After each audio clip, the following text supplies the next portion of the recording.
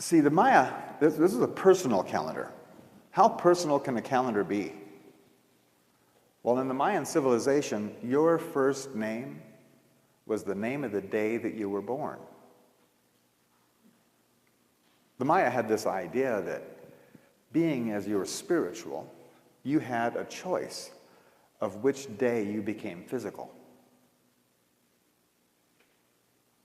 That you actually had a choice. And why would you pick one day over any other day? Probably because you liked it best. Probably because it agreed with your intention for this life and what you planned to demonstrate as your aspect. So every single person born as a Maya came in knowing exactly why they were here.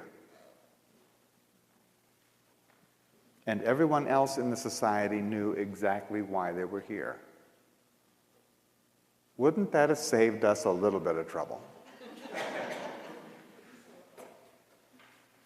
In fact, if you do some study, I did do some study of psychology, and if you do some study of inmates, both in prison and in mental institutions, what the whole problem usually boils right down to is that person was never acknowledged for what they came here for.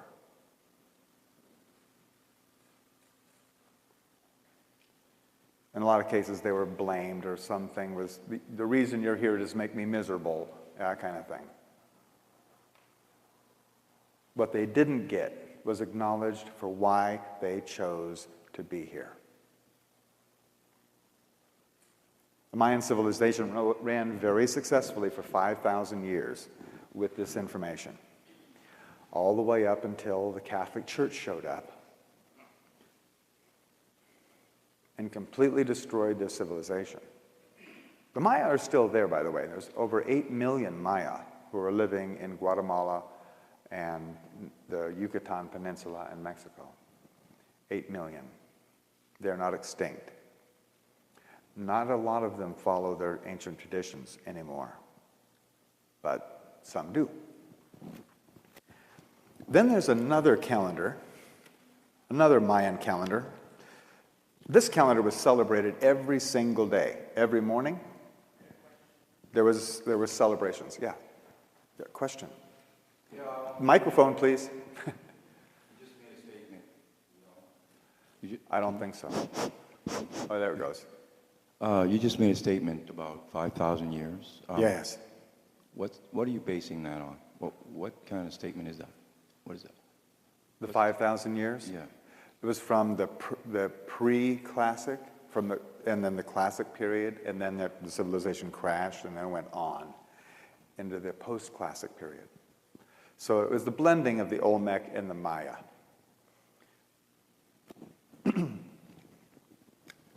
Then we have the Tune calendar.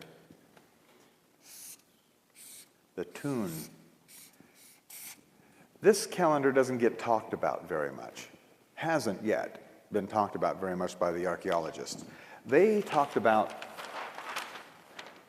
when you hear about the archaeologists talk about the Mayan calendar, they usually, or the Aztec calendar, they're actually talking about this Hob calendar.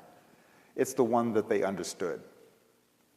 This calendar was used for one purpose and one purpose only: taxes.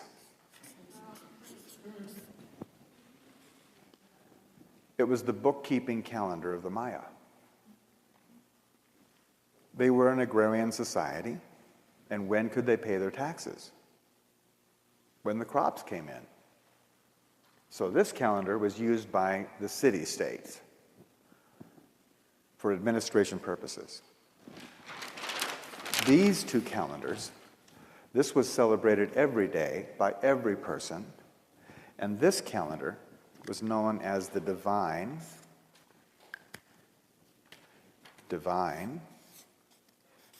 or prophetic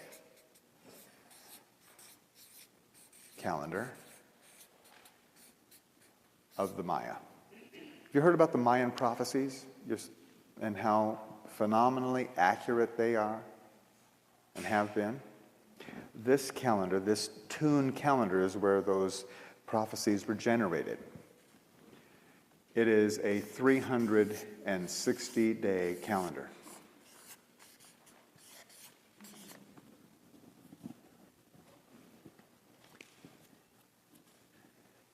We'll be talking mostly about this calendar.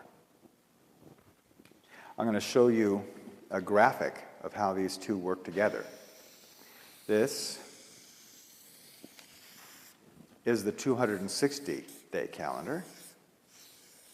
And here, see if I can do this. Not bad.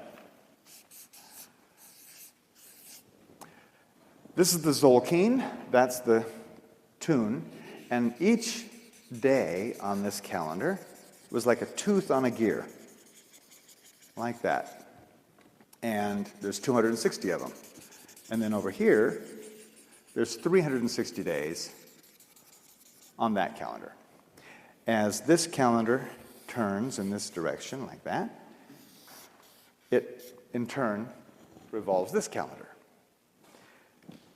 in large cycles. This one just goes around and around and around, and this one goes around in 360-day increments. Every 52 revolutions of this calendar,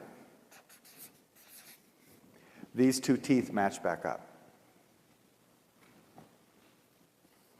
It was a very special time in the Mayan civilization. To show you how seriously they took all of this, every 52 tune, they would have a celebration, a big celebration, wherein the night before, they would put out every fire and every spark in their whole entire civilization. Every bit of fire was extinguished and was relit at the temples the next morning, and then distributed by the priests to the people and by runners to the villages. And they spread fire throughout their whole civilization once again. All debts were absolved, and they started all over.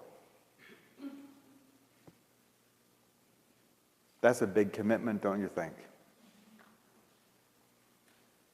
Can you imagine purposefully blacking out all the electricity throughout our entire civilization? I mean all the batteries too. No embers. Completely turning off all the electricity because of an event on your calendar. Can you imagine that? Not our civilization. We're looking at something completely differently, aren't we?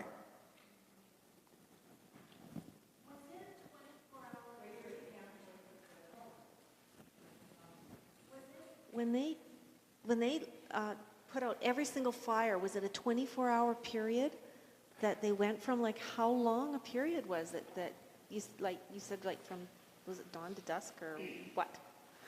Yeah. It was put out at night and then started the next morning.